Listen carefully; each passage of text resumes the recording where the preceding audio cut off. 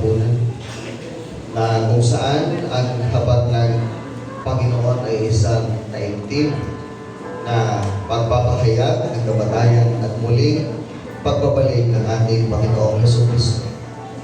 Ito ay isang pag-alala sa kagandahan loob ng Diyos sa pamamagitan ng kanyang mabiyayang pagpapatawad sa ating mga kasalanan.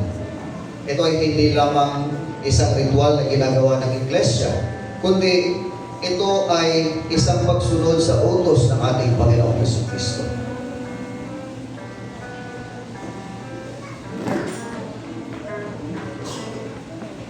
At ito rin po ay isang mahalagang pagpapakita ng ating pagkikipag-isa sa katawan ni Kristo, ang Iglesia.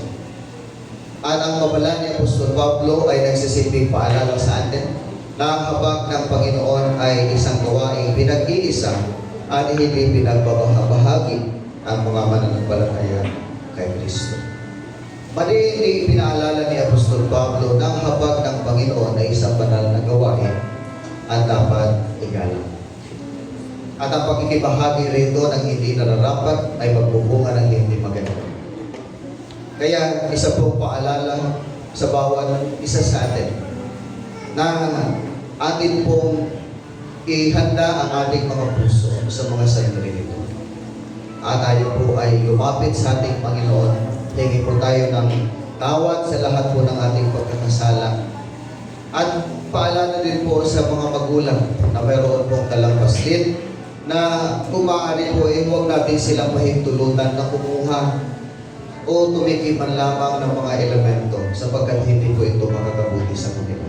Sabi nga dito, ang hindi nararapat na pagtanggap at pag-inom sa mga simbolo ng katawan at ng dugo ay isang kasalanan sa katawan at dugo ng ating Panginoon Jesus. Dahil dito, kinakailangan nating saliksiking mabuti ang ating sarili upang ating pong matiyak ng buong kamalayan na tayo po ay